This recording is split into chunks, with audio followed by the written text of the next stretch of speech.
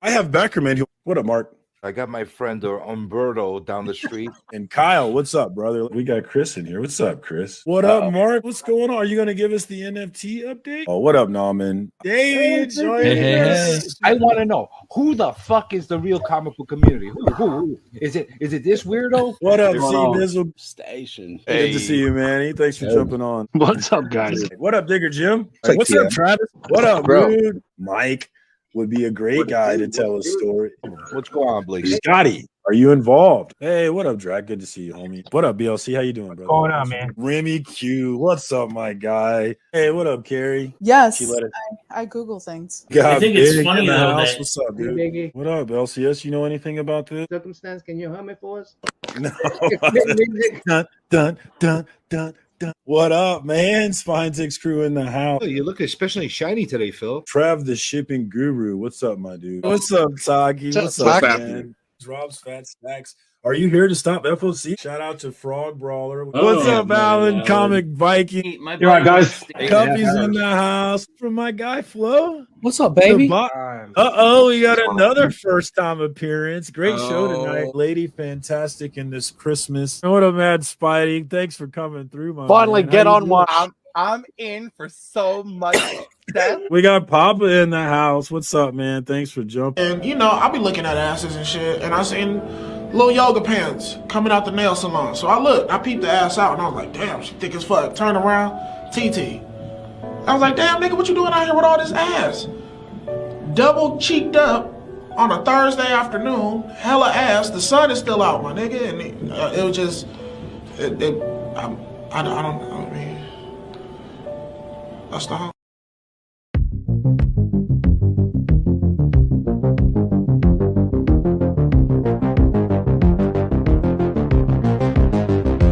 Butts.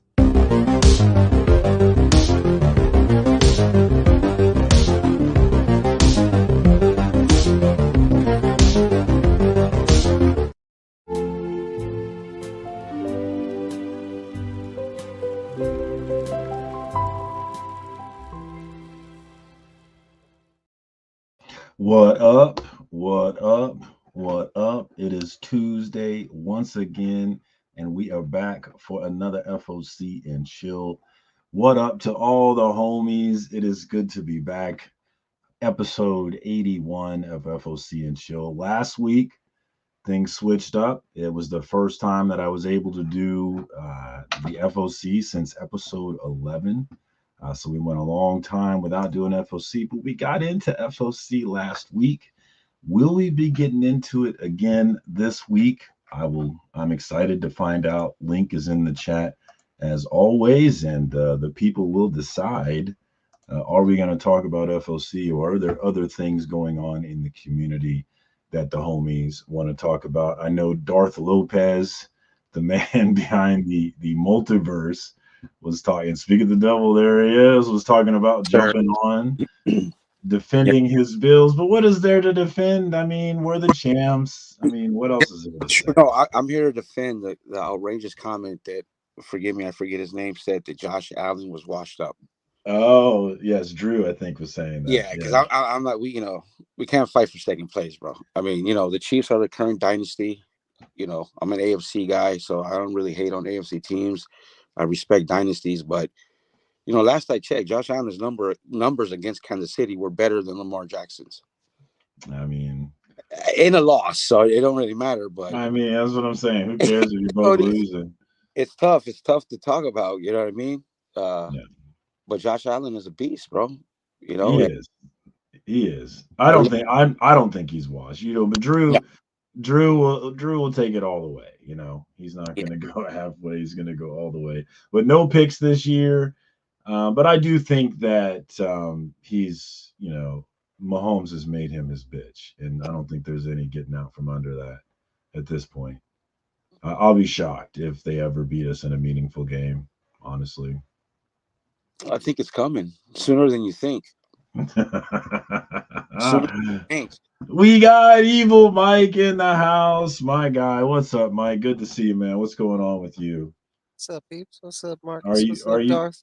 Let's get into the chat as well. We had Lost Crucis in here early, along with GT Key Comics. They've been known to come through early, and I appreciate that. What up to the homies? Of course, Darth is here, also on the chat. My homie Wellbore is in the house. What up, Wellbore? Always good to see you. Fatty Boom Batty. John Stout is here representing the PNW and the San Francisco 49ers. What's up to my man? Good to see you. Frog Brawler, the former Floridian, has settled down in his new state. I'm excited for him. Good to see you, my man. Welcome back to another FOC and chill. We got my Kansas City comic book brother Swag Duh in the house. We were at a local wrestling event, Fountain City Pro, for Beckerman's birthday this past Friday. Had a good old time with Bobby De La Ghetto, brother Joe, and Jill, the lovely Saint Miss Jill, as well as Swag Duh's woman. So good times were had by all. Looking forward to the next one. What up to Swag Dog? Good to see you. My shaving guru Sledhead is in here. Check him out if you're looking for that shaving knowledge. He's got you. Evil's here. What's up? He's on the panel as well. Thanks for jumping on. Kevin, Entropy and Comics is in the chat. What's up, Kevin? Good to see you, my man. He's been coming in and out of Discord, Jigs Kingdom Discord all day. Let's go ahead and do that. Actually, I have been pumping up my own Discord lately, guys, and I am inviting people to it. If anybody would like to join my Discord, I'll put that in the chat as well. There's a gambling section, which is where most of us are, but I have built up other sections of it. We'll see if we can't get that thing popping. And I'm usually hanging out in there on Thursday nights watching football, and Sunday nights, Sunday all day, really watching football. So if you'd love to hang out in Discord with your boy, click that link and come on through. You are definitely welcome. Can't complain. I like it. Good start. The man, the myth, the legend behind the CBC Awards. Voting is now over, so we all can just relax. No more pushing it down your throats. We can just wait for the November 2nd show to see how that's going down. I will not be co-hosting this year. This year we have Cup of Comics coming through, handling the co-hosting activities. Looking forward to the big show on November 2nd, guys. So plug into Brian's channel to find out who the big winners are for that. We're getting close. We got Tony Old Wolf is in here. What's up, Tony? Been hanging out with him in Jigs Kingdom Discord. Always a good time. Just hanging out with the homies in there, man. Just shooting the shit. I'm always enjoying it. Seth 11 is here. What up, Seth? Appreciate you coming through. Lamar, the gold standard. I don't know about all that. Opinions on the Bat Dozer. Who was I just watching? Oh, yeah, I was watching Izzyverse. And they were talking about the Bat Dozer. We can get into that if you guys want to. I can pull it up. But I don't think that can be a permanent Batmobile, right? I mean, that's a bit much. I don't know if you guys have seen it. Have you seen it? Saying hi to everybody, and then we'll get into some stuff. Okay, all right, you're right. I feel you on that. All right, so who else? We got Comic Cat Collectibles. Thanks for coming through, my man. I appreciate you. Welcome to FOC and Chill, or some may call it FOC and Chill. Did Jill? No, Jill earned that. What are you talking about? What up to my homie Beckerman? Happy belated birthday. The Hucklebuck is back, so check out the Comic Viking on YouTube. They had an episode finally this week. Congratulations to Alan on his marriage. He finally locked that woman down, and I'm proud of him. He definitely did not want to let her get away. She was definitely a keeper, so congrats to him. How many as many as you need to, Tony. Come on now. Don't act like it's all difficult. Don't be like one of these old people that act like it's just an impossible thing to achieve. Aggressively Relaxing is in the house, also known as Aggressively Betting in my Discord. So if you're looking for Aggressively Relaxing, he's known as Aggressively Betting in the Discord. And we are to the bottom. Okay, guys, what do we want to talk about this week? Do we want to start with the Bat Dozer? Yeah, let's go Bat Dozer. Anybody? Have you guys seen it? Let's start there. Has everybody seen it? Let's pull it up for the chat. Tell me what you think. I'm gonna go with the ones in the chat. Everybody's making some sense, saying the right. I mean, okay, he's a construction worker. I get it. So a dump truck looking Batmobile kind of fits the bill. But like everybody's saying, I mean, he's supposed to be broke. Where's he getting the gas to like run this around town? Now I have not read it yet, so I can't. But I thought someone said that he owned a construction company or something. No. He's a regular guy. He's not rich at all. That's the flip in the absolute universe. Okay. He's broke. I wouldn't say broke. I mean, Yeah. that's. I mean, let's just say he's average Joe level. But what they've shown us so far is he's working construction jobs. But how he's doing it is he's learning like the government's like mainframe from an engineering standpoint. So he's been working at different construction levels, gaining, and that's kind of like where his bat cave is on one of his construction sites that they're not really using. And it's more like a mobile command unit versus like a bat cave. Bobito, Darth, have you seen it? What do you think? No, yeah, I saw it. I thought it was too big. I haven't read it myself, but I hear nothing but good things, and I'm gonna wait. Because I pre-ordered the second print and issue two, so I'll wait till I get to get both those issues and read them. But I'm hearing good things, and I have limited experience reading Scott Snyder. I So love Scott. yeah, Yeah, I'm a fan as well. I love Noctera. Bring Noctera back, damn it. Yeah, continue that sucker. But I also like Scott's Batman. I like his horror. But like for me, this was. I mean, I'm a huge Batman fan. That's my dude. And this was more like a mid. I mean, it's special for people that don't know Batman, I guess. Or maybe that are like are on because there's like three different Batman trains. There's the Batman train that I hear the most. Oh, there's so much Batman out there. Hey, there's it's Batman everything. Okay, that's the first train. The second train is like, oh, it's the same old stick. They've been doing the same old. And the third train is pretty much everything Batman they're excited for. He's So I doing it mean, all on credit. Come on, yeah, you can do anything you want on credit, right? Is this in number 2? this will be an Yeah. issue 2. Yeah, it'll be the Yeah. Okay, first I haven't seen appearance it of yet. his. And I mean, even though, okay, so that's another thing. Just because it looks like the Batmobile or whatever, like it doesn't necessarily mean that it is. I mean, it could be like a temporary thing. It could be like he has multiple, and this is just like his assault vehicle kind of thing because it does look like a tank. Oh, Those are multiples right there. yeah. All right. Let's take a moment The out. Joker's the third richest person in Gotham. I heard. Right. I want to say he's like, if I remember right, he's like 20th in the 20th range. Something like he's not the richest, but he's up there. That's the flip. Yeah. Batman's broke and Joker's super rich. Oh, okay. I'm excited, dude. I didn't know it. It's a good first read, and the art's. I mean, the art's worth it.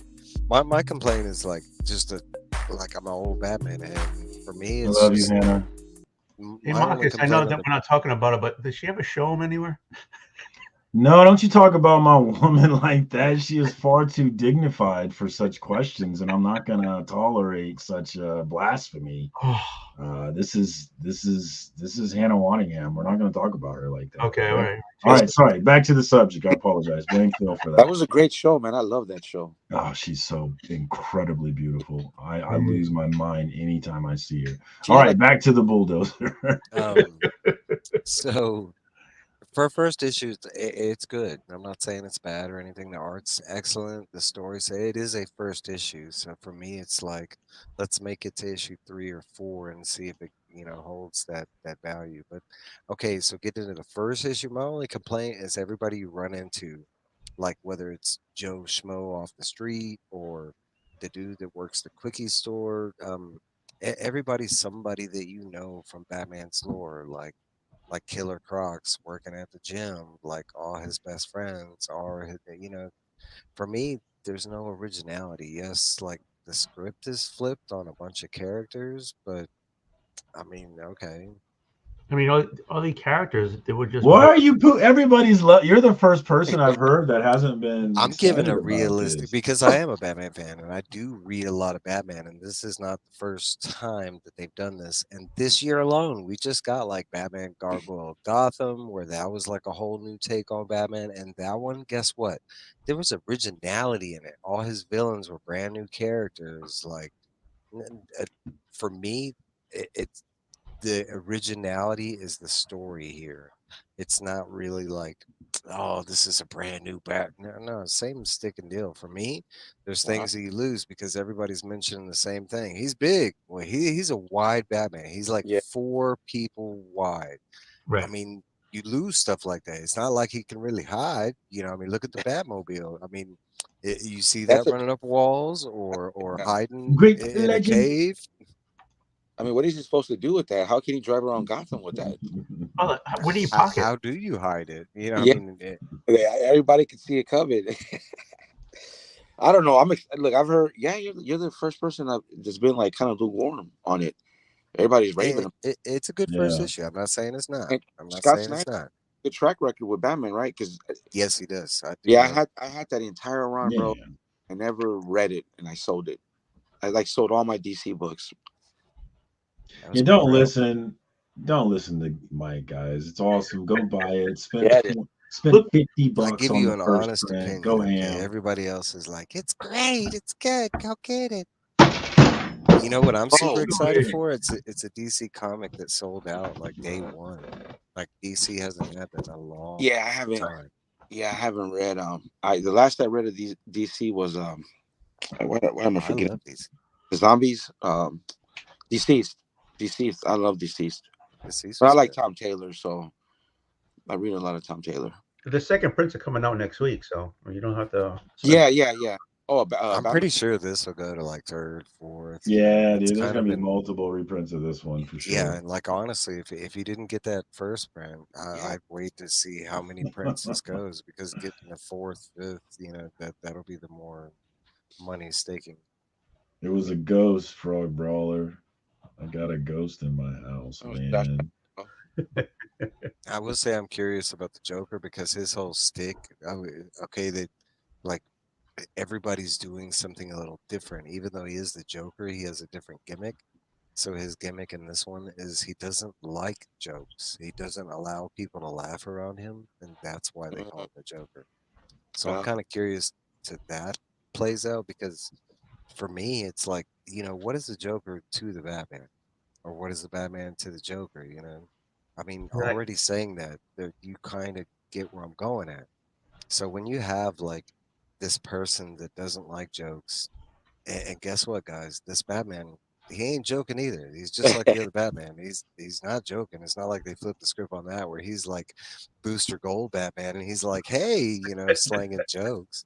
Like, no. So I mean, they kind of lose the cool gimmick there because that's the fun of the Joker. Joker's I stuck don't on know. Batman. I'm interested. That sounds interesting to me.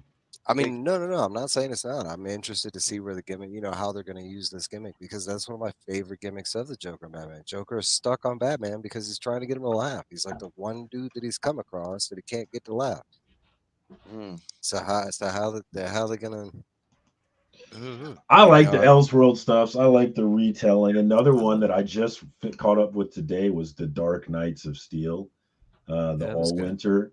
That's a good read. Yeah, that was good. Dude. I was like, now who is the little boy in DC? It's Alex. So wouldn't that be the Swamp Thing type of? I have no idea who he is. Like I don't know. I love it, but I don't know who he is. The one with the green, right? So he's green. So and his name's Alec, ALEC. So I'm thinking it's on the Swamp Thing type of thing. And the Axe guy is Deathstroke, obviously. Yeah. So I got that part. Who is his wife? Is his wife someone? I think that Madeline. was his wife in the Norm. Madeline. Okay. Yeah, because I don't know. On this one, I'm enjoying it, but I don't know all the characters it's referencing. Like it took me a while to figure out that the dude was Deathstroke. I was like, who is this guy, man? I don't know who he is. I'm liking this better than the original Dark Knights of Steel. I think I am too. Actually, I think I am too. The first one was good. It was kind of like all, the side thing, and then it was like a lot of it was focused on like Batman and him like doing the whole. I thought it was really cool. I really enjoyed the first one. I liked it. I'm just saying compared to this one, I say the second series has been better. Yeah, because that's kind of like Deceased. I'd say the first run of Deceased was really, really good, and then all the the secondary arcs, like they've been okay and everything, but they haven't been that first 12 issues. My my question is, who is the mage Huh? that's bringing that's bringing winter? I don't know. You're talking about oh, it's Vandal, right? Vandal Savage is the one who's the No, bad Van guy. is the king who wants the kid. Yeah, he's the king. Yeah. What book is this? Dark Knights of Steel, All Winter. It's the second volume of the Elseworld story by Tom Taylor. Oh, I don't know. Captain Cold. Yeah, the first volume was just Dark Knights of Steel, and then the second volume Mr. Freeze. adds All Winter. But I love the cut where the kid is the only color. It's really interesting to look at, and it really makes him feel more important too when he's on the Yes, page. that was saying Mr. Freeze. Yeah, that's who I was saying is Mr. Freeze. No, this is either that or Captain Cold. This is last month. So. Yeah, I like Tom Taylor, man. Sucks he left Marvel. Absolute Batmite. Get out of here, dude. They better not bring that into the absolute world. Ridiculousness, AR. One cool thing I do like about the absolute world is once you get the definition on what it is, like, and it's basically dark side that is a universe. So all these heroes, they're basically, and that's the flip on that, is all the heroes are having to start in their worst case scenario. So that's why Batman's broke and he's having to like so Wonder Woman, she's instead of starting out in the mascara, she's gonna be starting out from hell, having to like, work in those conditions to become Wonder Woman. And each one of these characters, it's gonna be the like flip situation where they have to start in like the worst scenarios to become these like heroes, or because So what's Superman gonna do? Because I haven't heard. I know. Look, I haven't, like, honestly, I've been trying to stay away from like spoilers. not really spoilers, but just really what they are. I kind of want to experience it firsthand, like because the comic kind of spoils Wonder Woman's thing. So I was like, damn it, I was kind of. Who's writing the Wonder Woman book? Damn, I might have to jump on this, dude, because that's interesting. What up, Synthetic Panels? What up, Kelly Thompson? I think is running Absolute. Oh, I love Thompson. Yeah, I'm debating that one. I think I'm gonna end up picking it up. I picked up the Absolute Superman. I did pre-order that one.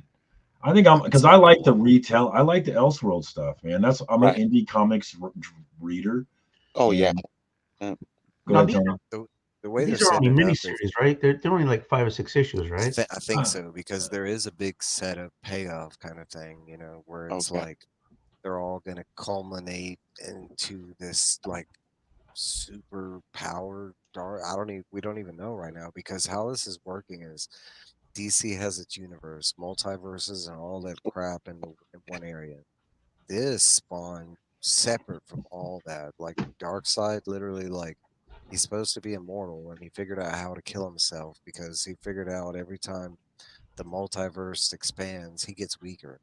So he figured out if he can kill himself and become the sole Darkseid, like he becomes like ultimate powerful, and basically, so he became so powerful, he literally became like this universe that is the absolute universe or whatever. So that's why everybody's starting out.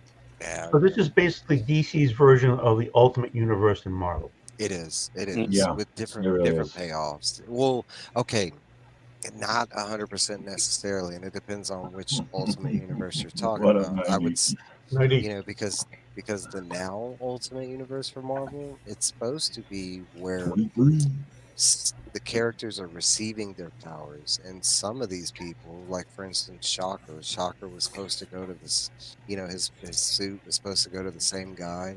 Somebody robbed him and took the suit, but it's kind of like the Ultimate X-Men. The current Ultimate X-Men, they're sending out powers, so currently different people are receiving them, not necessarily like the heroes or villains that some have, like Spider-Man. It's a Peter Parker. It's an older Peter Parker, but okay, so the older Ultimate Universe was just a more mature, like it was the X-Men, same characters, same. It's basically the new 52. Yeah. So just like, hey, let's update it. Let's make sure that Peter Parker grew up with a cell phone. You know, it's like it's right. It was the Ultimate Universe was different enough, I think, but not different enough like this Absolute Universe so far. I think they made a big point of tying this together with that All-In special, and I hope that they pay that off. I hope that the dark sideness of all this pays off. Hope that doesn't just get lost in the sauce like a lot of things do at DC when they just decide to reboot it before they end up finishing what the reboot was. You know, so I hope it all comes to fruition. I love really that just Batman. depends on the it really just depends on the plan and the payoff and everything. But the way they set it up right now, I'm super excited for it. It just, I mean, and that itself is different from the Ultimate Universe, because the Ultimate Universe is more about the Maker, and he's trying to like eliminate everybody. He's so powerful. He leaves that universe and goes to another. The Ultimate Universe right now, outside of Black Panther, is must-read stuff. The Black Panther stuff is just slow and plotting and not interesting to me. I like all of it, but I will say the Black Panther is kind of my like least favorite, just because it is slow moving and stuff. But it's kind of Spider-Man too. Like, even though Spider-Man's really been, it's been good. It has been like slow moving, but Ultimate X-Men, I'm enjoying that. I feel like it's all building on itself, which is very Hickman. So I hope that they let him do something before he decides to move on to something different, like he did with X-Men. That's who's doing all that? Yeah. Really? I didn't know that. Mm-hmm. I didn't. I got Ultimate X-Men #1. I just didn't. I don't know. I didn't know that it's Ultimate Invasion was a good event. It's only 4 issues. It's worth reading, and it tells you how the whole universe was set up. And it's like you can just read it digitally. It's worth reading to at least see if that's something you'd be interested in. They just debuted the new Hawkeye. New Ultimate Hawkeye is a completely different character, new character. So there's first appearances popping up here and there. They're tweaking things a little bit, but I think that the Absolute stuff has a chance to really stand out, because if there's one thing DC does better than Marvel, it's Elseworld stories. Yeah. And maybe that's because the main continuity isn't as interesting. So it's like, let's do something over here and make it completely different. And then, oh, that's really interesting. It's got me excited about Wonder Woman for the first time. Yeah. Ever. Apparently the Tom King run of Wonder Woman is excellent. Yeah. And apparently the Greg Rucka run of Wonder Woman was excellent. And apparently the Brian Azzarello run of Wonder Woman was excellent. And apparently the fucking whoever Gail Simone Wonder Woman, and it was excellent. Guess what? It's never been excellent. She's never been interesting. She's always been terrible. I'm sorry. I hate to drop this on you people. Right now, Wonder Woman is the least interesting of all the superheroes. I'm scared to ask you, what do you feel about one of my favorite characters is Captain Marvel, Carol Danvers. Me too. Oh, okay, we're good. Me too. I'm excited that Kelly Thompson's writing this book, because that's what had me excited. I was about to say that Kelly Thompson run went 50 issues, which was the longest any Captain Marvel book run has gone. Was fantastic. You know, she took a pay cut to keep writing that book. Yeah. It was good. I thought it was great. She's written Hawkeye. She's written all new Hawkeye. She's written some Rogue stuff. She's written the best Deadpool. I think that's the only Deadpool run I've ever read. Is the Kelly Thompson Deadpool. Well, the Duggan and Posehn run that just turned out being the Duggan run at the end was absolutely phenomenal on Deadpool. You're talking about 100+ issues. I think so. Where he really gives Deadpool pathos, builds a family for him, takes them all away, makes him get his dream job working with a Captain America, realizes Captain America is a fucking Nazi. Like it's a really great run to see the dead through Deadpool's eyes, the twists and turns of the Marvel universe over like the Marvel Now period, all the way in through all new, all different, which was some really cool stuff. And I think that if you're going to read Deadpool, you start with Duggan and Posehn's #1, and you read all the way through Deadpool 600 where they end that run. And it's just way too much Deadpool for anybody to read. But it's fantastic. All the way through Original Sin, Civil War 2, like all that stuff, all that bullshit. Anything that Marvel did that you're like, why are they doing this event? Watching it through the lens of Deadpool is actually pretty fun when Jerry Duggan's writing it. You know what? I forgive you for the Josh Allen comment because you're a Captain Marvel fan, so we're good. Oh yeah, I love it. Yeah, people always say, "Oh, Carol Danvers." It's like you hate her because you don't read her book. Yeah, exactly. I mean, yeah. And she's an Avenger. She was leading the Avengers, bro. She had that one night She's stand. still leading them, right? Last I read, she was. I'm behind on a lot of my girl Brie Larson. What a fucking looker! Man, she was so pretty in that last movie. Way better looking than Gal Gadot. Get out of here. I mean, I don't know that we have to make it a competition. They're both. Right. I just did, and my girl Brie Larson won. Celebrating female victories, my friend. What's wrong with that? It's feminist. Oscar winner Brie Larson. Here's a theory. This is the third series in Snyder's Metalverse. Metal, which evolved to death metal, and now Absolute, which is brutal death metal. All actual music genres. I actually don't mind that, and I'll tell you why. I picked up the DC All In Special. It's the first DC in continuity book that I've read since Death Metal. Death Metal ended with the best jumping off point in the history of comic books. It was like, here's where the Flash family ends. Here's where the Green Lanterns end. Here's where all the Superman stuff ends. Here's where the Batman stuff ends. And Wonder Woman got her moment at the end of it to be like, fucking, we get all the crisis energy, so all the crises end, and like everything ends, and there's an ending, and everybody's got like a nice, heartfelt goodbye at the end. And then it's like, bye Future State. And I'm like, no, thank you. So I jumped off of DC completely, and I read the All In Special, and it was like, oh, here's some stuff that happened in Death Metal that we're drawing this from. And I'm like, oh, fuck, cool. The last thing I read is important to this. Way back there. Was that Man Who Laughs? Or whatever? Yeah, that was the Metal was the Batman Who Laughs. That was good. I like that. Death Metal was what was the Dr. Manhattan Batman? Dr. Manhattan Batman.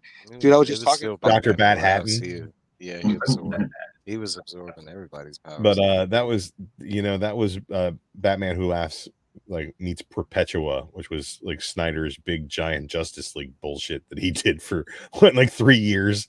That people were like, this is great at the beginning, and at the end they were like, why are we still doing this Perpetua thing 100 issues later?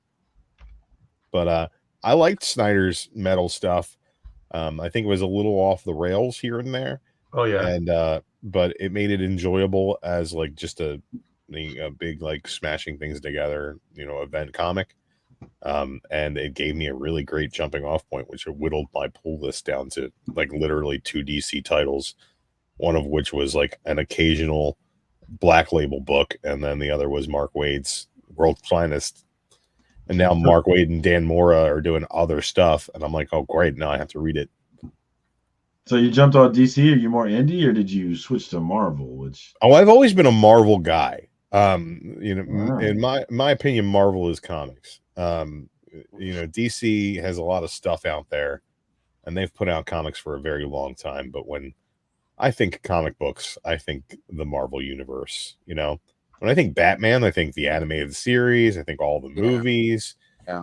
Very rarely does my mind go to a Batman comic book. I've read thousands of them. I have thousands of them sitting right over here.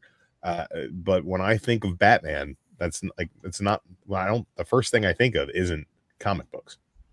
When I think of Wolverine, the first thing I think of is comic books. When I think of Spider-Man, the first thing I think of is comic books. So I think the fact that Batman, Superman were proliferated more through media means that they're more well-rounded characters. Like when I think of the first thing I think of when I think of Superman is Christopher Reeve, right? And like I might be too young to really have that be my core memory of Superman. You know what I mean? But it is. I like this guy, man. I like this guy, dude. I just was telling Biggie that Superman is boring, bro. Like I read Rebirth. That's like my only experience. Superman Rebirth is great. Peter Tomasi did a great job. The only DC I know as a kid, bro, it was all Marvel, and now it's Marvel and indie. Like really more indie than anything. There's a lot of great DC stuff out there, but like my mind immediately goes to when I think comic books, I think of my Marvel superheroes. Make mine Marvel. It's always been the way that I've been. I think DC comics seem to be better to me. Yeah. For me, I'm a Marvel guy, but in my experience, DC Comics have better quality, and I enjoy them a little more overall. I feel like. I think it really depends on your like the creator. I think that Marvel puts out more quantity over quality, but I also feel that DC doesn't have the stories that stick long term with you. Like it doesn't have the continuity. I think DC to me stands for disjointed continuity. It's like every couple of years they reboot it. And everybody always bitches that Marvel does a soft reboot, but if something happened to the Fantastic Four in 1964, it fucking happened. Yeah. And if they'll reference it in a book that comes out in 2024. Like these are things that happened in the universe that are like that shaped the universe.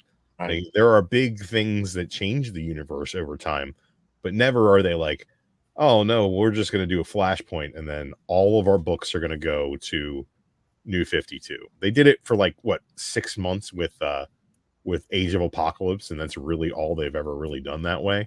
But like New 52 was like literally 52 months of just a different continuity, and then Rebirth came along and went, well, we're not going to undo it, but we are going to say, oh, it all fucking works. Like we're going to put it all together. Has Marvel always had just one universe?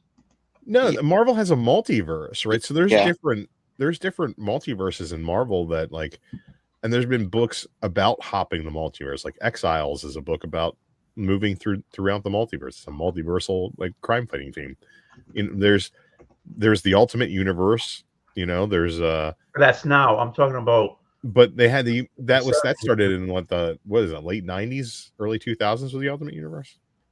So, but like Marvel for like outside of like the what ifs and the little pocket dimensions and the Council of Reeds where there's all kinds of different dimensions. Like, yeah, it's one universe. Yeah, and it's the whole. Like if Spider-Man went on a date with Betty Brant, and that happened, and when Peter learns something new about somebody, he can think back to that date he had with Betty Brant in the 60s. That happened. And it'll give you wait a minute. Does DC Marvel will tell you it'll reference the issue.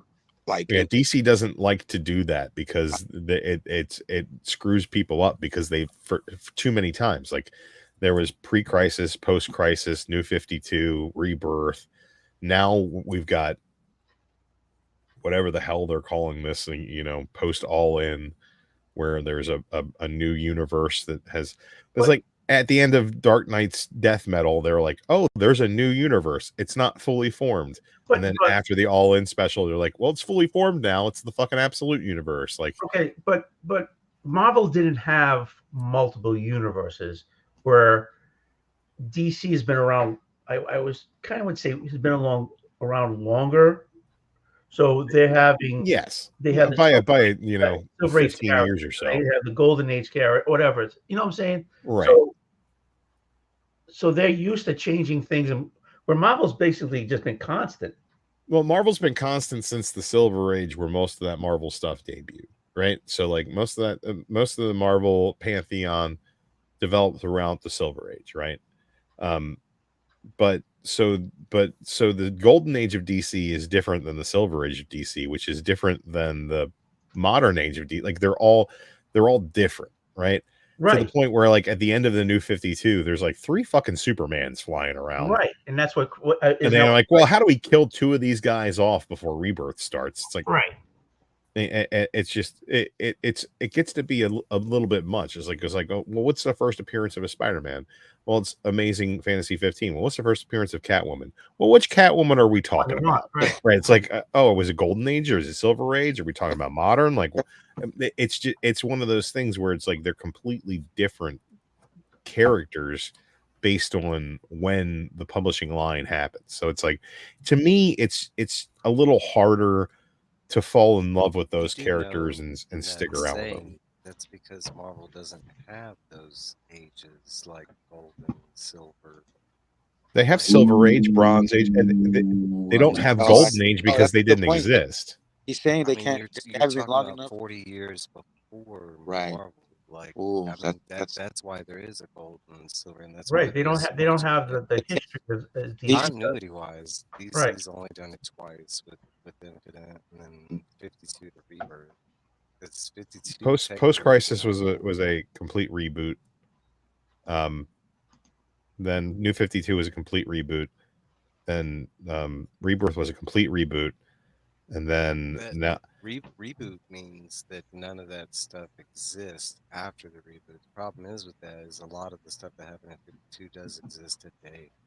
The problem right. is with Okay. So DC, because Rebirth wasn't a reboot proper, but it doesn't make any sense if you look at it the way that they wrote it, because Jeff Johns screwed the pooch on Doomsday Clock.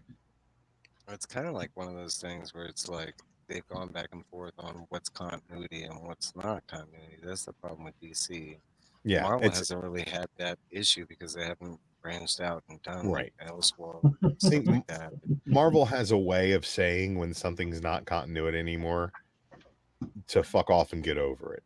Whereas DC kind of pussyfoots around it and they're like, well, maybe the Flash will come and he'll run as fast as he's ever run because that's all the Flash has ever done. And then things will change. And yeah, that's fine. I'm not saying I don't have any love for DC. My favorite, one of my favorite books of the last 15 years is a DC book. I love Super Sons. I think that it's a phenomenal story. I think they're phenomenal characters, and it's told from a really great perspective. The art, they've been in the weeds, dog. What are you talking about? But DC found a way of just really taking that away because they let Brian Michael Bendis write Superman and do whatever he wanted. And then the first thing he did was take John Kent, put him in a fucking time bubble and age him up because he couldn't be a child because he couldn't write a child. He needed to write a teenage Superman while he was also writing Young Justice with Connor Kent, which is a teenage fucking first one Superman. It's like, well, we have too many Supermans and too many Superboys. How do we handle this? And they handled it by ruining the best new character that they have created since Damian Wayne, who was teaming up with Damian Wayne. So it's like, they find a way of taking things out of continuity. Like there was this big issue with Dick Grayson. They got rid of Nightwing in the New 52. They made him Grayson. They tried to kill him off again. And all this is because Dan Didio doesn't like the fact that his name is a nickname for a penis. So when he was in charge, he'd take any opportunity he can to get rid of Dick Grayson. Because he didn't want people saying Dick. That's why they named him Rick for a while. Yeah, he got shot in the head. Yeah, and he's like, "I'm Rick now." Like, that's not gonna fucking stick. Like you got to honor these characters and the things that make people fans of them. He shot KGB, be successful. KG Beast, and then Batman went and killed KG Beast, but not really because he can't kill people, but he can beat him to death and leave him for dead because Tom King doesn't understand who Batman is on a level that is Zack Snyderish. But beyond that there's a lot of reasons to hate that era of DC, but there's also a lot of reasons to love it too. I think everybody finds what they love. Sorry, Darth, go ahead. Right. No, I love the Tom King Batman run myself. I think the issue with it is that each issue is really great because the art is fucking fantastic and he just kind of like writes poetry over it. But then when you step back and read like 15 issues of it at a time, you're like, who is this person? He's not Bruce Wayne. Why is he making these decisions? None of it makes any sense. Why is he so unsure of himself? Batman's the most confident fucking character in the history of fiction. Went too long. He went too long on that run. And the Catwoman thing, the wedding, that was like... Dude, it was like literally 3 issues where the only dialogue was yes, no, bat, cat, cat, bat, bat, yes, no, cat, bat, no, yes, cat, bat. And the fucking beautiful art, like McKellian art behind it was just like absolutely stunning. But like if you sit down and read that, it was just fucking there's an issue in that run where I think it's a whole issue where, damn it, what is it? Batman running? It's like he's dude, it's right before the pig, whatever the villain, the pig, shoots him up with something. He's hallucinating, But there's an issue where the way Tom King writes it, where it's just like a whole battle. Either Batman is running the whole issue and doing whatever Batman is doing. I don't know. It was brilliant, bro. Damn, I wish. And now I got. I just think it's so up and down as a run. I think there's no one issue that I can point to as a bad issue of that run. But overall, that run was just like, by the time we got Tinian on Batman, it to me, looking back at that run, isn't that great. That run got me off of Batman. I stopped subscribing when Tinian was writing it. Yeah, it was bad. But it was a breath of fresh air after all of that cat bat yes no bullshit where Robin got Alfred killed, and it was just like there were a couple really good chunks of that run. The I Am Suicide, I Am Bane stuff, I thought that was fun. You know, the Gotham Girl stuff was interesting, at least.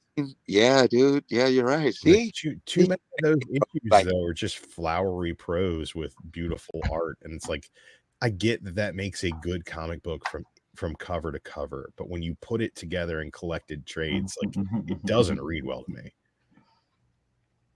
Tom King's Batman was the great novel bought at the airport with a shirtless guy on the cover I ever read. It's pretty true. Ooh, nice. You know what I loved about that was it was very similar because Clayman did a couple of those issues too, and Clayman drew Heroes in Crisis. I love that. I love that. Tom King, which I think might be one of the worst events ever, because that was fantastic, bro. I don't care. When they finally made the reveal that Wally killed everybody, when you go back and look at the panels, it's impossible for it to happen the way that he said it happened.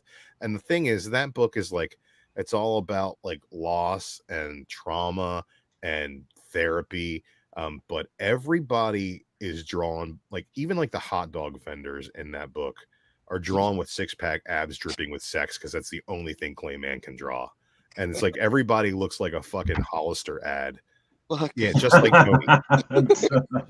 That is true. Jesus. Everything looks like a Hollister ad, but I'm supposed to feel bad for these people for like the deaths in their family. But like, meanwhile, I'm looking at the deep V cut and the 8-pack abs on this dude. And I'm like, what the hell?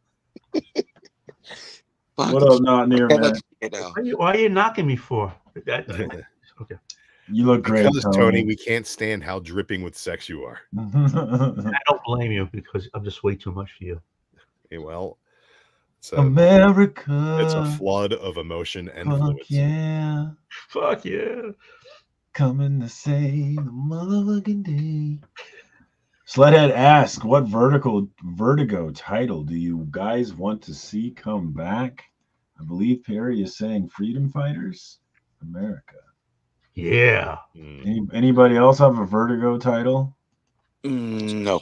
Hellblazer. Hellblazer. Yeah, that Hellblazer was good. The Sandman was good. I have an unnatural distaste for John Constantine, but I think that I would love to read more Sandman. But everything they put out was good. The last time they put Sandman out, I couldn't wrap my head around what was going on. That Sandman was good. I just I feel like I needed to read more of it. It's got a long history. I think I had never read the original Sandman one, but I loved the Netflix series. I thought it was fantastic. Oh no, it was a great. I think that's the greatest intro right there. It's like, after watching that Netflix series, you can basically hop on like issue 25 or something like that and go from there. I've been doing a review show off and on with Carson Woodard, C Woodard 19, and every time we're like, what are we going to read? He's like, how about Sandman? And I'm like, oh, fuck it, how much Sandman are you going to make me read? And we never do it. Fables. They're not going to get Fables back, but Fables are great. Yeah, they don't have the rights to Fables anymore, do they? No, they look, well, it's kind of like limbo, because we just got Batman versus Big. He found out today, legend. We all found out today, legend. What did I find? What did I miss? Was this on Discord and I didn't hop on because I was busy? Yeah. Oh God, what did Legend do now? It was on Discord. So there's a guy named Dean who trolls Perry, like jumps on backstage and says, "Fuck yeah, you, I know, yeah, Perry." Yeah. Is it a Legend? for a while now, it's been fake Dean, with Legends been pretending to be Dean. And we just found this out today. And it wasn't Bub who told us, actually. It wasn't Bub that told us. I'm not gonna say who told us. It's just like Bubs to ruin the fun, though. No, that wasn't Bubs. Who was it then? Come on. No, I'm telling you, Legend, it wasn't Bub that ratted you out. It wasn't him. I'm not gonna say. Perry can decide if he wants to say who did it. I'm not gonna do it. Perry, tell me on our thing over there. Tell me. Come on. The Logs found out. Being left out. It wasn't Bubs, but we can't. I don't know if we can blame him. I'm defending Bub here. I'm cool with it. Let's blame him. I don't like to defend Bub in general, but I'm gonna have to do it here.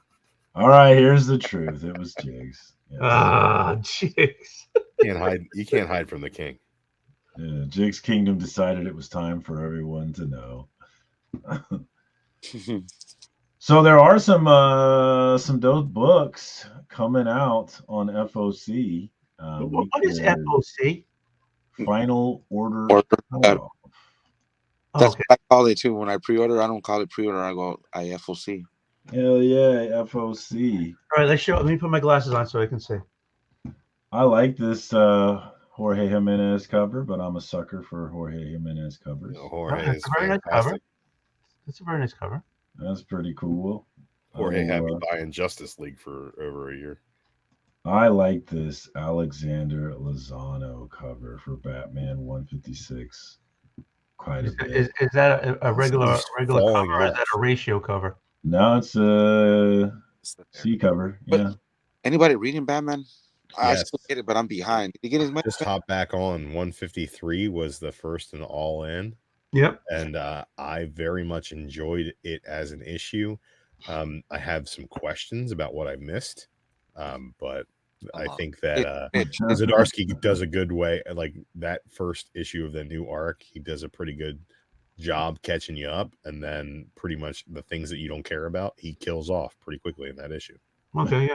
That's pretty much Batman in the last 2 years. So, Marcus, which one? This one or the other one? Both of them for me. I'll be getting both of them. I don't know about that. It looks like AI. It's hard for me to see what's going on. That's Lozano. Yeah, Lozano has falling that off digital. the bike. I don't know. He has a How many digital. fingers does he have? Coming Two out of thumbs? his mouth?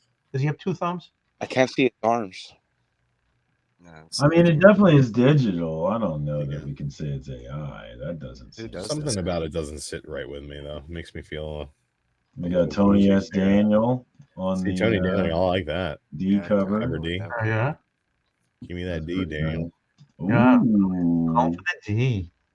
This one is a hard pass, but we'll show it. That's only because I'm old. That's pretty bad. I like that only because I'm old. I like it because I'm an action figure guy, but like that is Benny baby. What up, Ben? Anybody snagging the Adam West cover? I'm excited to dig into Chip's Batman now. I think I'm going to go back and read some digitally. So he's still Chip's run was good. Yeah, I loved what he did with Daredevil, and the whole time he was doing that, I was thinking he'd be great on that. His Daredevil run was great. Did you read Punisher with it? Did you like that too? Yeah. The Punisher one. Everybody sleeps on that. This one I got off. I got off this one. Yeah, me too. I didn't like tapping my screen like you can see it, but I got off that one. Department of Truth. Yeah, there was that time where there was nothing coming out, and then it came back, and I just never picked it up again. I don't know. Everybody liked that book so much. Tony, I did a review of the first arc with the guys on my. No, it came out when I was 1. I fucking hated it. Yeah, issue 1. We read the whole first arc, and just like the art for me, Simmons on the art, not for me at all. That is causing me trouble in Warner Bros. Home office. Orders hides. Scott with the rule: if there's not pencil and inks, it didn't happen. Yeah, I like that. There you go. Like that rule. For this. Oh, damn it. Okay, they're talking about the bean. Stillwater. Read Stillwater from Zdarsky. Yeah, Stillwater was good. Yeah, I haven't heard people talk about Stillwater forever. So it's gonna be like the Doink the Clown. There's just gonna be different deans. I like that. Zdarsky's good. It's okay, Rod. Marcus, didn't you Rod, read this? it's Carbon the thought that counts, Rod. It's the thought. Honestly, this is a book I've been pulling, but I haven't been caught up on in quite a long time. I thought the story was interesting, but the art and the presentation for me was just like very abrasive. The only appeal that it had in the beginning was it's about conspiracy theories, but just watching what the different issues were about, I was like, it was like a cool, compelling story about how, like, if enough people believe something that's not true, the universe makes it true. Yeah. It's like just giving people like credence to flat earthers and moon landing deniers, and no, that's what's going on with that whole Mandela effect. The Mandela effect is actually fake. It's called the Forrest Whitaker effect, and it's all about which eye is wonky. Was it the left? Is it the right? What happened? The public. Companies tricking the public. Which eye is wonky? It's the left eye, right? No, that was Lisa Lopez. Forrest Whitaker's eye. The Forrest Whitaker effect. Which Forrest Whitaker eye is wonky, guys? I don't even know, dude. You don't know. Before CERN exploded in the alternate universe, it used to be the left. Now it's the right. I don't know. It's the right. Dang it! I said left. Okay. Are you looking at a mirror image? Do you know? Has it been edited? Man, I think that I think there is power in belief. I think there's something to that, and especially now in this world, they've heard if you've been in Discord, you've heard it many times. But like, we live in a world where whatever you believe, that's the truth, right? It's exactly what it is. Yeah. If you believe the Earth is flat, then damn it, it's flat. Well, the power of belief is something that has universally been proven to exist scientifically. Like, there's statistical evidence of the power of prayer. There's no statistical evidence whether there's a higher power or not, but there is statistical evidence that if enough people pray for you, good things will happen to you. It's weird. Shit happens with faith. If you have enough faith, shit happens. Proud of you, If you have enough faith, you can fly. Positive energy. That's what it's called. When are you jumping off the roof, Tony? Fuck, I don't believe in anything. Is anybody reading Moon is Following Us? No, but it looks fucking cool. It's Daniel Warren. I haven't read number 1. It's supposedly pretty good. Is this ongoing or a Nah. Are we looking at? I'm assuming it's a mini series, yeah. Yeah. But it's very typical. It's very DWJ. So if you like DWJ, then you know what? I'm of the school of thought now that anything colored by Mike Spicer is something I need to put my eyes on. Be careful, because the art is done by Riley Rossmo. Not everybody is a fan of Riley's art. I love Riley Rossmo. What else has Rossmo done that I would know? What else has who done? I'm sorry. Riley Rossmo. Riley Rossmo did. It looks familiar to me. He did one of it, not the most current run of Harley, but he did the run before. Like, okay, see the guy who did Weatherman. Oh, we got Legion in the house. He's back finally. Right. Mike. Mike. Hey, Terrence. Riley did the Robin King one shot. He did the long run on Harley Quinn that everyone absolutely hated. Riley is terrible. Mike's just a gracious individual. He also did the Wesley Dodds Sandman series. His artwork looks like a 7-year-old on crack cocaine drew something out of time.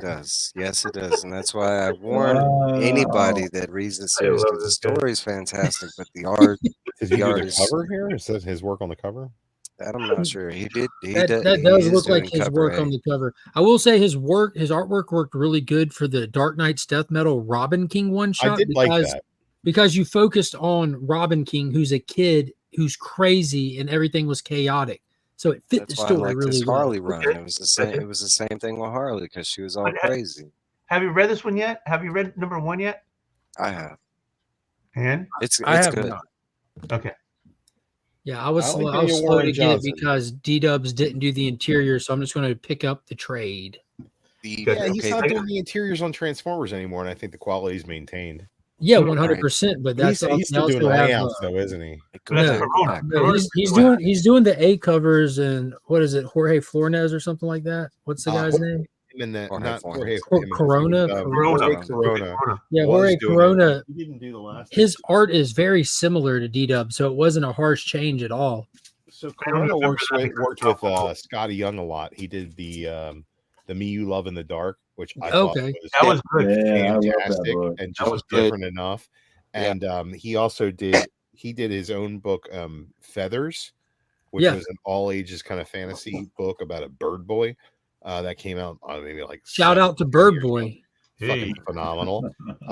He did the art for Goners, which is a really weird indie series that ran for 5 well, he's issues. knocking Transformers out the park. He's crushing it. Yeah.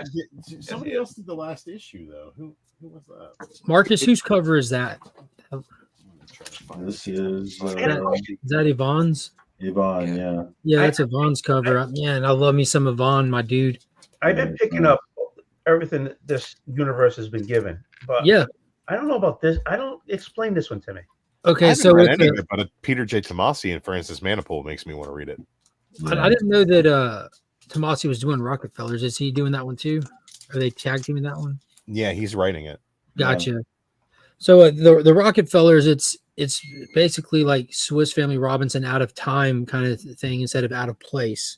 They're on the run from the future, hiding in the past from we don't know what. That's the catch. They gave us a little teaser, but it looks pretty cool. Sci-fi family adventure stuff. It's under their Family Odyssey imprint. All ages, from what I understand. So it's basically, it's a different universe than Red Coat and all that stuff. So you can't definitively say no, but it's more no than yes. Like all it's all kind of like a universe out of time, out of space. Yeah, all of this stuff is going to come together like butt cheeks when they want it to. They'll have a MacGuffin that brings it together when it needs to. It's not part of the unnamed series of books. It's not their Hyde Street series of books. It's the Family Odyssey stuff. And the Hyde Street stuff is going to be more of their horror type of thing, right? Big time. Yeah, Hyde Street Devour. We got Hyde Street already in the ash can for Devour. Great. I enjoyed it. I have it. I enjoyed it. Yeah, it was really fun. That's a nice in-house Lee. I had to get that one. Yeah, what is going on? Like Harry Potter. Who's this guy on this cover? I don't even know. That's Mon-El. Isn't his father? Isn't that his father? No, that's Mon-El. That's Jor-El right there opening up the Phantom Zone. They're doing the Phantom Zone story. Because they're doing the Phantom Zone story now, but in 1071, it was just revealed at the end of that issue that the person who's like it's not Zadru.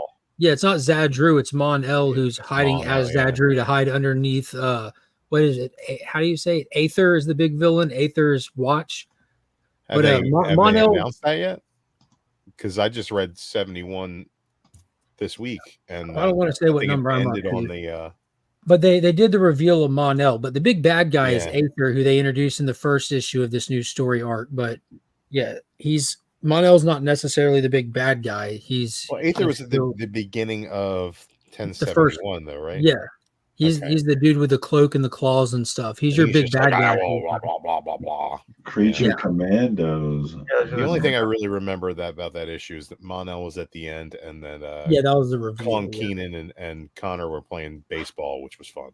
Yeah, and heading to the fortress last time you seen him. Yeah, and they're like, "What is this?" And we don't know what it is. Yeah, I think I haven't been able to be here in a few weeks. I've had like some internet issues. I'll try. Welcome back from the hurricane, brother. But I heard you say this. Did you read Absolute Power? Were you the guy who jumped into that? I did not read Absolute Power. I think we were talking about Absolute Batman. Absolutely. Okay. Well, something that I could have sworn somebody said on the stream talking about the Fortress of Solitude when it stopped being the Fortress of Solitude or something. Could have been a different stream. It probably was a different stream because the Fortress of Solitude isn't the Fortress of Solitude anymore. Every time I see it, there's like a million fucking people there. Yeah, it was you. Yeah. It was it wasn't tonight, but yeah, that was no, it wasn't tonight. Yeah, I listened to like the rewinds. Like sounds like something that I would say. Yeah, I do recall you saying. I think that was more out of the fact that like in 1070, there's like 80 fucking super people like gathered around as he gets ready to jump off the Phantom Zone, and then like I saw a recap of Absolute Power. That's nice. And then just saw that like, oh, Absolute Power, the base of operations for the heroes becomes the fortress. It was a hideout. Yeah, they were on the run, so they thought that would be a potential safety stronghold kind of thing. Like, let's get off the map. I was just thinking more to like Christopher Reeve's Superman when that stupid son of a bitch built a Fortress of Solitude and brought Lois there. What an idiot! It was a bachelor pad. What the hell? Yeah, you don't invite hoes to the man cave. What an idiot! It's not even a Solitude Fortress anymore. Are you supposed to bring bros or are you supposed to bring hoes? No, you're not allowed to bring anybody. You don't bring anybody. It's called the Fortress of Solitude. It should have. If it's not called the Jack Shack, I don't even want one. You know, like it's just me, it's not called me the with Fortress of myself. 2 or 3 guys. It's called the Fortress of Solitude. Me and Pamela Henderson, no one else. There you go. I like this Frank Cho cover. I'm not buying this. I like series, every Frank Cho cover. Yeah, anyone he does that looks like pen and ink, I'm in. I still think of his Sheena miniseries from the early 2000s regularly. Oh, that's cool. You think about that in your Jack Shack? Oh man. Yes, that's perfect segue. As a matter of fact, baby. Mark, how you feeling about All Winter, Dark Knights of Steel? We were talking. Oh, it's been good so far, man. It's been really fun. Yeah, I love the lore, man. I'm a crackhead for comic book lore. Give me some rich lore. You know, that's why I like DC so much, or these books that have been running for 100 years because there's so much history and lore you can play with. They've managed to pull that off in just like a volume and a half of Dark Knights of Steel, and that reveal in the last issue that the All Winter is not a worldwide event. It's focused on an area caused by a specific individual over heartache. I was confused as hell until that. I was like, how did this happen? And then I was like, oh, okay. Yeah, big mystery. Marvel doesn't confuse you. That's Ravage. That's darn. That's Slade's daughter. This is the second home. The only thing that makes me really upset about all this cool stuff that Tom Taylor's doing at DC is because I thought Dark Ages. His name's Victor, but I can't see it. But that's what'd you say, Tony? In the last issue, yes, sir. You find out the mage's name is Victor. Victor Freeze. Ah, thank you very much. Thank you. Yes, sir. Thank you. Is that a 3D cover? You playing with my mind? I'm buying glasses. Buying 2 of those, bro. Give it to me. Yeah, I like this. Give me this. That's nice. That looks really good. Is that a 3D cover or just a cool lighting effect? It doesn't say anything about 3D. Is that going to be a virgin or is it going to have a trade dress on it? It won't be a virgin when I'm done with it. It'll probably have a trade dress on it, I bet. But that's nice, dude. I had to get to It'll have a minimal trade dress at best if it's not an A cover. Have the barcode and then the small little trade dress somewhere on it. That's a banger, dude. Sign me up for that one. I like it. Sign myself up for one. What else we got? Anybody reading fun on this show? Anybody reading this Jenny Sparks book? Yeah, yes. Are you reading it? Yeah. No, I didn't. I honestly just saw it on the shelf.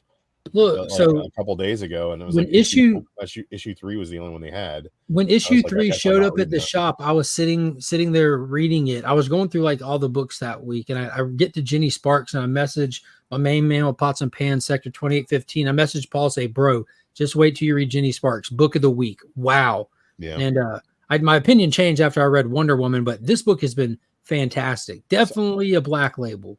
It was like the first. She's only in like the first volume of the Authority. She pops back up. Yeah, but like she's kind of an immortal. You know what I mean? Right, but she gets like her power gets transferred into that fucking baby or whatever, right? Yeah. Yeah. Okay. We talking about the Warren Ellis stuff. Yeah, I read that stuff for the first time not long ago for a stream where we reviewed it, and the only thing I remember is that like, how far did you get? There's a dude whose like power is he's the power of the city, and it's the dumbest fucking idea. No, Jack Morrow's badass, dude. He can talk Morrow or whatever. Yeah, he can talk to the cities, like he can feel their soul. Isn't it like he sits down and has it's great. If he's in like a seaside hamlet, he's fucking useless. Absolutely. But no, in all sincerity, if you want to see what's kind of cool about the character, read the 12-issue series that Rom V did for Swamp Thing. Yeah. Because in that run, like it got extended. You know, it was going to be a 6, but it got extended, so it gave him room to bring in like a Swamp Thing for Batman for an issue, Moro for an issue, but Moro's part was a lot bigger, and it kind of plays into the whole antagonist of that run. And that was the best I've seen the character use, kind of thing, because you have Swamp Thing, who when he's not just flexing power, he's just convening with the green, and you have this guy that's convening with industry, and it was pretty much like a whole new sector of the parliament is not invented but created organically. Like you have the rot, you have the animals, you have the green, and then you have industry out of necessity of nature responding to our presence here, and Moro is there already to kind of be part of it. It was really fucking cool. All right. Well, maybe I'm wrong about these characters from the Authority, but man, that book sucked. Well, I don't think you're wrong about the characters. I think it's up to a writer to find a way to utilize them. Find what works. Yeah, exactly. Is Renee Montoya becoming the question? What's going on? No, sir. Renee Montoya has been the question since 2008. Since 52. Yeah, since Vic Sage got cancer and died, and Renee stepped up, and Vic took her down through there to get her trained too. She's a badass, dude. Yeah, she's she's a security guard for the Watchtower. Yep. Yeah, which is just that's full what she's. of holes from Darkseid in another reality. So she's doing a bang up job. Is really what's happening there. I like that they equipped her with some pistols too. Yeah, it's like, we've got this outer space fucking thing. Get the human. Protected. The human who wears a mask that just covers her face. Get the human. Her powers is she's a detective. Well, how is that going to help? Questions. Well, she can figure out what happened after it all goes to shit. Yeah, they've got Red Tornado, but he's kind of bodiless right now. But they'll fix him. Ooh, this is nice. Red Tornado is supposed to be. Guys, I'm gonna cut out real quick. Hey, go Bills, brother. Thanks for giving me a first appearance. Thanks for giving me a first appearance, brother. Hey, man, thank you, brother. Good Take it easy, Dark. Captain Marvel fan out in the wild. Exactly. All right, brother. Off into the multiverse. Did someone say Captain Marvel? I hope you're talking about the big red cheese at DC. No, I'm only talking about the real Captain Marvel. His name's Marvel. He's a citizen of the Kree Empire. Pretty sure that doesn't predate Captain Marvel, the big red cheese. No, he's just better. I don't know. He's not a Superman. Which one of them is still alive? One of them died a tragic, horrible death that made everybody cry, and the other one, nobody reads his book because. Which one of them got 2 movies, and which one of them was played by Anne Heche? Played by Anne Heche. She was played by Anne Heche. She was played Annette Bening, but it'd have been funny if it was Anne Heche. Look, how do we feel about this Raza cover? Disappointment and Anne Heche, circa 2024. I'm not collecting it, so I don't get it. Wasn't it Annette Bening? Yeah, it was Annette Bening. Yeah. Annette Bening. Yeah. She's a hell of an actress. Heche was already dead. Yeah, exactly, Tony. Yeah, that's a cool cover. They look like they just got done or about to. Yeah, it does. That's the first thing I thought too. So whose apartment tonight? Here's the thing that I don't understand. Right? Watchtower. Why did DC think it was a good idea to look at Tim Drake and be like, we'll make him bisexual when Nightwing's been a fucking gay icon forever? Just fucking no, he's belonging with Barbara. Don't you touch my dick. Is he a gay icon or is he just a thirst trap? Just because Dick Grayson has the ass doesn't have to make him gay. I don't think he's gay. I think he's a little bit more fluid than we're willing to admit at this point. I think that that's a good cover right there. Look at them cakes. Yeah. David Nakayama. I don't like how Nakayama is so hit or miss for me. Some of his stuff how is he draws their nose. I like it. I like that cover. Where's her calf existing at in that picture? Now that I look at it, right. Her leg is her knee is so bent. It's that thickness. The thickness of the lump that's covering it. Her thigh just until the cake is oozing over the thigh. Enveloped in cake. That's where all the that's where her cat. That's the name of my next garage. Cake envelope. Enveloped in cake. Oh, I like it. Playing downtown on Friday. It's going to be the subtitle of my suicide note when I eat myself to death one day. There you go. Let me know if you guys have a Dynamite book you want to look at. I don't. Space Ghost. Yeah, can I look at cover JHQ of Vampirella this week? You forgot to add the numbers. Z. Look at these Z23. Thundercats. Golly, how many Thundercats covers Are there any there? space codes? I'm honestly curious to see if Matina still has check A out that covers. Perillo though. That with Chitara, that's pretty cool. Y'all know when the AI thing happened with Matina, DC pulled all of his covers, but Dynamite kept the A covers for Space Ghost going. I've been trying to watch to see if there's like a change up, like if they only are using finished covers he already did, or if they're going to continue to pay him to do A covers. Bestiality. Well, actually, no, because they're both cats. If that second thing's a cat, a scarf. That's a nice Lucio. Neither one of those look like cats. Is that Snarf? Snarf. That's Snarf. It's like That's not Snarf. Yeah, it is. Grown man. Too pretty to be Snarf. Yeah, it really has Snarf. Snarf. Y'all see where Dynamite's about to bring the Herculoids back, and That'd be so cool. fucking Mike Mignola's got a cover on it. The Bjorn Barons one was wicked. Sounds like two. I don't know if I'd read a Herculoids book, but I would definitely buy a Mike Mignola Herculoids cover. Dude, it is amazing. It really is. Yeah, it is. They bring back my childhood. They're working on it. I like doing a lot Declan of Shalvey. Hanna-Barbera, Disney cartoons. He wrote he did the Mystique #1. That was a really good book.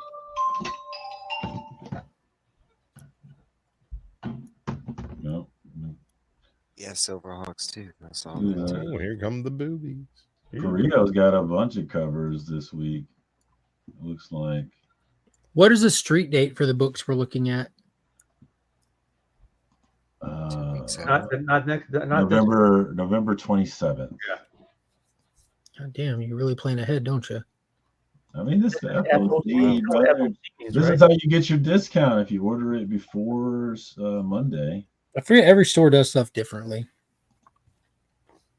Yeah, this is definitely true for me.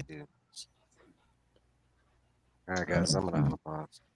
All right, Mike. Hey, it was nice being with you, man. Well, Mike, before you go, you got anything you want to promote before you go, Mikey? Other than Riley Rosma?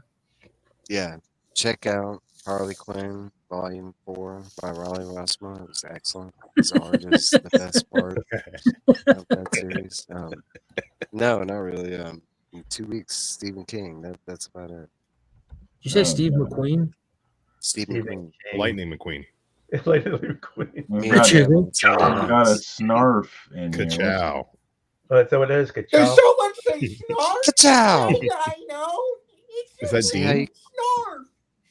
That's legend. I can tell. Yeah. Come on, no, it's not. I don't know who Fake Dean is. I've never heard of the guy. I'm only friends with my buddy Patrick. No one else. No Fake Dean here, Fallon. No Fake Dean. Hey, what is the name of the smallest snarf? If you go to China, that's where your Fake Dean are. That's where you go with us. That's China. McDonald's, serve the fries. Snarf. Go What get you was some the name of fries, the smallest snarf? Sorry. What was the name of the smallest snarf? Can't remember. Carson Woodard's the snarf fan. I grabbed this from his photo folder. Drew knows what I'm talking about. There was a younger I love snarf. Thundercats, but Carson Woodard is the biggest snarf fan I know, dude. I don't know anything. Dude, I got to snarf. say this. What's up, buddy? Legion of Comics What's happening? survived hurricane, overcame the floods, came back home under one roof with no damn blood. He's got the comics. He's got the looks. He's got the intel. He's got the books. And if you know what's right, you're going to be following Legion of Comics tonight. Woo! Appreciate there it. you go. Good fucking fan, man. I just started following you. Well, I've been knowing of you, but I've been trying to follow you as you go to different channels too. You know, not just your channel. And I found you. I think I found you first, and then I found this other guy named Marcus second. Oh, second Throwing place shade at the again. sexy soul glow. Woo, baby. Marcus coming up short as always, huh? Yeah, The OG of the community. Y'all might think I'm saying Drew, but no, not Drew Manchu. I'm talking about Wolf, baby. No, when you say, oh, I hear old. It's definitely coming at Tony. us live Oh, that's tonight. great. And of course, you know, this guy every night turns me black and blue on WWE 2K24. He beats the crap out of me and takes Bret Hart's head off forevermore with the clothesline from hell. And I'm talking Drew Manchu, baby. You got to do what you got to do, and Brett should have just watched for that fucking kick. Thank you, Team Goldberg. Nobody's more of a mark for themselves than Bret Hart. What a, I hope Bret and Gunther mix it fucking up, mark. you know, with the that'd be great. And Goldberg comes out and kicks Bret again. And you like accidentally, like Gunther. The most telling thing Goldberg in the history sidekicks, of wrestling, in my Bret opinion. Instead. Oh my God! If Bret could take one more, if Bret could take a kick from Goldberg, and Goldberg goes for the kick on Gunther, and Gunther sidesteps and hits Bret. I mean, oh my God, that would be ratings, baby. Dude, my favorite short of all time is like, or TikTok or whatever. Somebody's just talking on a podcast, and they're like, "Yeah, I smoked a bowl with Bret Hart, like 7 bowls of Bret Hart backstage, and all he talked about was fucking Bill Goldberg. You know, I kicked him in the fucking head." It's like, you can't get over that shit. Like, Bret Hart's such a mark that, like, when like Mankind wrote "Have a Nice Day," it was a #1 bestseller, and then all of the wrestlers started writing books. Bret Hart released a book then, and it was written in fucking kayfabe in the late 90s. Like, get over yourself. Nobody believes that you were really the world champion, Bret. I thought you were going to say it was written in crayon. Well, he drew cartoons of King Kong Bundy. I can tell you about that. I like Bret Hart, but I love me some Goldberg. I was the right age. I was the target demographic for Goldberg's most epic run. Dude, that was awesome, dude. As a kid, he was just steamrolling over people. I watched him fold Ming like a lawn chair early on. It was really cool at a house show before he did it, like a couple days later on my television match. Yeah, I'm like, yes, get to see it again. Oh, great! He dropped it on his head both times. That's fantastic. Oh man! All right, well, we got my to Instagram is Drew Manju. Oh yeah, I was trying. Are y'all picking up Wonder Woman tomorrow? The Absolute Wonder Woman? Yeah, hell yeah, the Absolute, Marcus. Yep, that's the one. Oh, yeah, I think I'm gonna do it. I'm gonna do it. I promise you, none of y'all are gonna regret it. Oh, you got the scoop on it then? I think it was Legion. I want to say Legion put this video out, and it was, I knew where he wasn't giving away. No, it could have been John's Comics with Kids. But anyway, I think it was Legion maybe too. But it talked about Wonder Woman. Did he say that we should watch Texas Chainsaw Massacre? Like that was a really deep cut fucking recommendation? Because if not, it wasn't John. Wonder Woman kissing Steve Trevor in this that book? was John. I'm not sure. John loves Wonder Woman kissing Steve Trevor. I think this Absolute Wonder Woman's going to be pretty good. Yeah, see, that was one of my concerns because Tom King's current Wonder Woman run is like a modern masterpiece. I've said this before. I'll say it again. It doesn't have to be your favorite book. Wonder Woman's not most people's favorite character, but this is one of the best books on shelves, whether it's the most entertaining for you or not. Like the quality is absolutely through the roof. And how I mentioned that about Jenny Sparks earlier, I messaged my buddy saying, dude, this is going to be the read of the week. I messaged him back 30 minutes later. I said, I was wrong. It's Wonder Woman and Bring Tissues. Like the issue absolutely tore me up, dude. It was so well done. Is it Kelly Thompson writing it? Kelly Thompson's writing Absolute. And that was one of my big concerns. I'm like, how are you going to, like, I get putting out a second Wonder Woman book. That's not a big deal. Like multiple heroes carry multiple titles at a time. But how are you going to top what's happening with this sovereign run over in the main universe? And what Kelly Thompson did, and what really, like, you know, Snyder's the architect behind most of this. What they're doing is it's just so different. It's completely Wonder Woman through and through. This is Diana, but the situation, the dynamics, like everything about it is different. That's the thing I loved about Absolute Batman. Is that, like, it was clearly Batman, but it was also not fucking Batman. Yeah, no. The only thing that's Batman is his essence. Everything else is different. Right. That's how this Wonder Woman is. But dude, it was fucking good. Like reading Absolute Batman, there's like little nuggets that let you know that this world can unfold in a lot of different fucking ways. Right. Yeah, like, you read the DC. What's that? No pearls, right? There were no pearls. There was a Nope. zoo. There was a zoo. That man's been out for a hot minute. His mom's not even dead, bro. Yeah, his mom's Oh, alive. dang. I don't think his dad was wearing pearls. Not The that we thing could that I loved see. about it was that photo where in Croc's gym where he's like talking about the poker night. And it's like all of Bruce's like fucking Rogues. Stranger Things fucking buddies he grew up with are his Or his rogues rogues. gallery. Yeah. So it's like, what are they going to do with those characters? Is Oswald already seen as like kind of a problematic character? Through Yeah, I some of love the that, dialogue? right? They're afraid But- to hang out with their buddy because they know any minute he can get like pinched, you know, like he's already fucking up. Right, but it's like who is Eddie to him? Is Eddie like a good buddy? Is Eddie going to end up being like Hush. Is he going to end up being like his guy in the chair because he's the Riddler and he's got that like ability? You know, it's like there's a lot of different things they can do with it. They can make them villains and we can watch them go bad, or they can make them, you know, his Bat family in a weird way. And I think how about with there's a lot of the reveal they possibility. did, and the reveal they did with the Batmobile, which is a giant mega bulldozer truck from a thing. construction yard. Well, it's a giant dump truck, like one of the ones that has like the 7-8 foot tall tires. But you see from the way that he has resourced the city, he hasn't been trained by the League of Shadows. Right. Yeah, he hasn't had like the greatest detective this or that. He did good in school and was a jock kind of thing, but he continues to train himself by familiarizing himself with different aspects of his city, taking on this job or that job. Then clearly, you know, we've seen him on construction jobs through the montage, and now we're seeing him utilizing construction equipment. Right. So I thought still that is think of beautiful. that Like, the giant city is his Batmobile that's the utility size belt. of a house is cost prohibitive for this Batman, but that's just me. Well, I'm just assuming he steals this shit. And what was also interesting is that Nick Dragotta Pretty shared big Nick. That's a big for sure, fucking but thing to steal. you have to stay under the radar. He needed something I feel you. inconspicuous, so he had to go with that.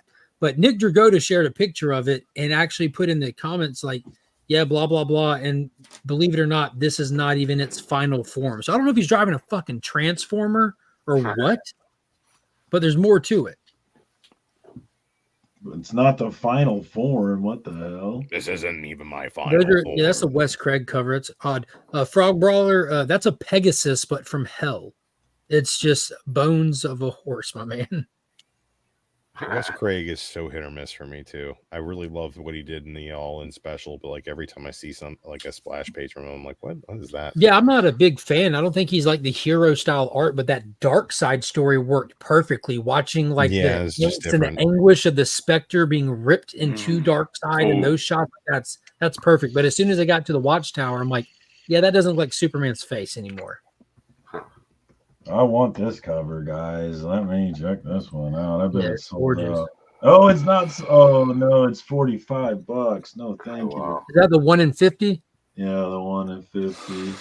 Yeah, I picked it up and looked at it. And I didn't even attempt to get it. I do have the 1 in 50 of the Absolute Superman, which is the Clayton Crane one, but it's just an all virgin, no bullet on it, no barcode on it, straight virgin cover. Right.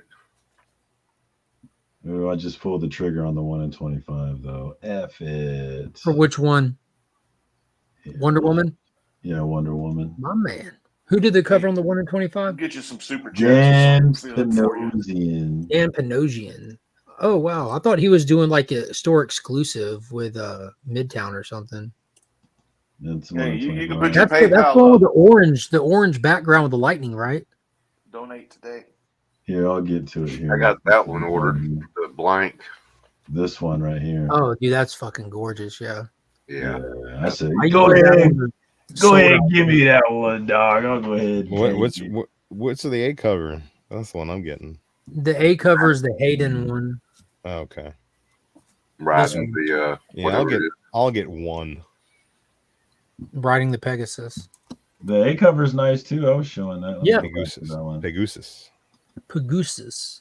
I got the A in the blank. Maybe get a sketch done on it. I did the A. I got the foil logo. I'm gonna put together a set of those and give them away down the road. I got the Jim Lee and the foil Jim Lee. Those are the oh yeah, the Jim Lee. direct market ones that I did. The Jim Lee one's really nice. Yeah. Actually, I Lee. ordered Jim Lee too. It's fucking Jim Lee though. And what is it, Alex Sinclair that's doing colors for him these days? Gimli, not Gimli. Ooh, I like that. I once commissioned a Gimli from Gimli. That sword, I like that sword one there. Yeah, dude, that the way that it operates. Closer. It's like close to you, but Final like far Fantasy away. 7. Yo, and it's not a spoiler. Kelly Thompson my talked stupid about it. I cloud did sword. a video on it before the lockdown ever happened, but that sword does not just sit on her back. Like, look at that shit. It just goes into a small pouch that she has. You know, this Well, one she's woman magic. knows She's how to magic, do witchcraft. Yeah. This chick Really is doing hardcore witchcraft and riding into battle, just reaching into a little pouch and pulling out that giant ass sword. Skeletal something. Yeah, some kind of like motorbike looking skeleton. No, that was the thing. Pegasus. That's her pet. Oh, bone pet. Yeah, okay. Yeah, it's a Pegasus from hell. This is a foil variant. I bet that one's sexy. Yeah. Another Dan Pinozzi. Yeah, that's the one I thought you were talking about. Yeah, that's a I'm excited connecting for cover this. set. They're doing all three of them. Is there any Gary Frank covers? No, there's not. Nobody needs any Wiggles McScribbles. You won't be getting no Gary Frank at DC anymore. Oh. Yeah, he's strictly Ghost Machine, right? Yeah, everyone who goes to Ghost Machine is exclusive to Ghost Machine. If they have work that's coming out, it's because they haven't fulfilled their existing contracts yet. Yeah. So Joker the World should be Jeff Johns and Jason Fabok's final stuff with DC. Look at Pegasus. That's so cool. Scotty Young. Yeah. Man, what is A nice how much is that one? I didn't even see I it. think it's like $30-$40 exclusive to Scotty Young's website. Okay. What if he They're signs sold the out. sword? If he signs the sword, that'd be so cool. That would be cool. It looks like Cloud's sword from Final Fantasy 7. Yeah. She's got that pet of hers in a Scotty Young form. It's so fun. Oh, I just got that. The Pegasus little. Yeah. Oh, look at that Power Girl over there. Any of y'all remember the Tangent stuff with DC Comics? The Tangent World? No. I sure don't. Getting an Elseworld this week, Green Lantern Dark with the Tangent World.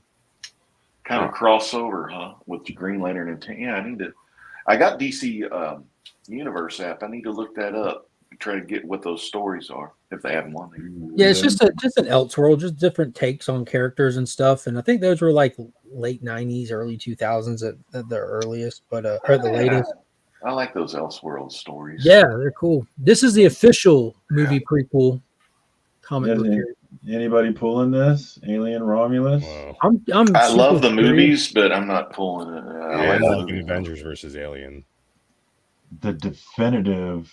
Well, I would like to know what happened on the Romulus and Remus space stations, and like that has me super interested. I haven't movie yet. I've got all the Dark Horse Alien stuff, but I've never started on the Marvel stuff. But that looks like something that I would be into. I love the movie tie-ins or anything that expands movie verses. So this story's supposed to take place before Ripley gets to those screwed up places? No, so have you seen Romulus yet? No, is that like a movie that's out or something? Yeah, that's that the newest one. movie that came out a couple months ago that actually did amazing and was phenomenal. I want to watch it, but I have to wait till it comes to streaming. Well, then no spoilers, but it's about a group of kids that go up to a space station and attempt to get off world, but the space station's already been ransacked and destroyed by them attempting to experiment with aliens. And this shows you the destruction of it, what got it to the point it was in when you first see it in Romulus. Oh man, that's so cool! No, It's the total love letter to the franchise. It's the best alien movie they've done since Aliens. Cool. You're making me kind of want to get. I was going to pass on I know, it. like Maybe I won't pass on it. Yeah. Well, I'm going to be. I'll watch. All of the movies, but just never even really got into the comics. Yeah. I read the first volume with Marvel. It wasn't bad. I didn't hate That was it. Philip K. Johnson as well on that. Got first all one. the Dark Horse and all the. He loves the comics. Yeah, the Dark Horse stuff was really fun. It's very repetitive if you try to binge read it, and it's just the novels adapted into graphic novel form. But it's fun, like how you have the engineers. The comics brought the engineers in, like within the first year of doing comics, and right that they did have the weird tentacle faces and stuff, and they were just an alien race. What about this one, Mark? You checked this one out? That's a pretty cool cover. I was looking at it earlier, and I put it back just because I don't. My pull list is massive, and this is an anthology style book, and every every cover is going to be a different superhero. While I'm a Superman stan, and that looks like Steve Beach, I think, but it's a gorgeous cover. But yeah, cover's really cool. I look beyond it, and I'm not necessarily as interested. And yeah, I don't know the writer or the I'm gonna hop off. writers. Thanks for having me, Circumstances. Appreciate you, Marcus. Hey, thanks for jumping on, Drew. Good to see everybody. Snarf, Legion, Kev. Anything you want, Drew? Anything you want to promote before you get out of here? I got a couple more shorts up on my my YouTube channel. Drew. I just noticed where Snarf looks like he's holding that thing. Oh, he's holding it. Drew, I'm gonna send you an invite to my Halloween. It's not a stream. It's gonna be Discord private. I'll be streaming. So is that Halloween night?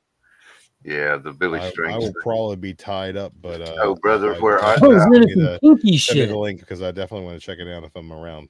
Yeah, I'll make definitely sure you check out that jam for sure. All right. Thanks for jumping on, homie. Link to Drew is in the chat. Man. Check out the shorts that he's been dropping. I'll catch you guys later. Good stuff. Later, Drew. Thanks for jumping on, my man. Legion. What's up, baby? Welcome back to the YouTube world. I was seriously missing you, man. It's good to have you back. Anything you want to promote this week? Oh, I'm back. I'm back. As soon as I got internet back, I hit the ground running. My neck was itching, having 3 of the biggest DC releases of the year, and me being blocked out, not able to participate. So I'm going full tilt boogie. Like I dropped the all-in video first thing when I got the internet back. I already dropped an update on Absolute Superman. If you want to know what you need to know about everything that's worth knowing with NYCC, Have No Fear, it'll be out tomorrow. If you're a channel member, it's already available for you. But just tune in. Back to 3 live streams a week, kicking ass, taking names, and trying to get people into comic books.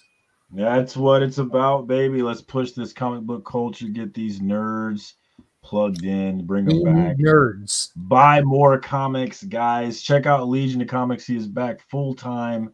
Check my man out. Thanks for jumping on, Mark. I want to bail because Monkey needs me to go make her some water. So all right, later, homie. Have a good night. Take it easy, everybody. A first appearance from Kevin, Random Rips. Kevin, you got anything you want to promote? I got your link in the chat. Plug into Kevin, guys. I know I'll be with Trev, the shipping guru, tomorrow afternoon, 4:00 Eastern, for New Comic Book Day. See what we pick up. Speculate on whether or not it's worth reading, or if we just bought it for the cover. Hey, and then Saturday night at 8 p.m. I got my little show, so look me up. We talk about all kind of things, every collectible there is. So just anybody invited. What up, Tate Prime? Good to see you, my man. Yes, Legend is the one hiding behind Snarf. It's true. Check Kevin out. Random Rips 2112 link is in the chat. Also, Trev, the shipping guru. Look for them tomorrow night. Thank you for giving me another first appearance, Kevin. You know I love those things. Thanks for coming. Now, Legend, I'm pretty sure this is a first appearance. Am I wrong, or were you on before? I think you might have been. I can't remember though. Is this a first appearance? Well, Snarf's first appearance is tonight. That's my first appearance, Marcus. Well, Snarfer, is there anything that you want me to promote for you, my friend? Well, Marcus, you're one of the coolest people. I found out about the FOC not too long ago, even before we were in the Jigs community Discord. But you know what I got to say? I got to say you got a phenomenal channel. And, you know, you'd look good if you wore a little bit of long sleeve flannel, you know, Cactus Jack, Mick Foley style. That's the kind of like C. Woodard 19 likes. But I just want to let you know you're a great person for this community. You're well loved. You're well respected by everyone. You know, people, you know, they love to throw little digs at you because the people they love to like do that to are the ones they love the most. You know, that's why they do it. But hey, man, I got nothing but love for you. And there's one thing. Wait. I think there's someone coming through. I think it's fake Dean. Fuck you, Perry. Fuck you, Perry.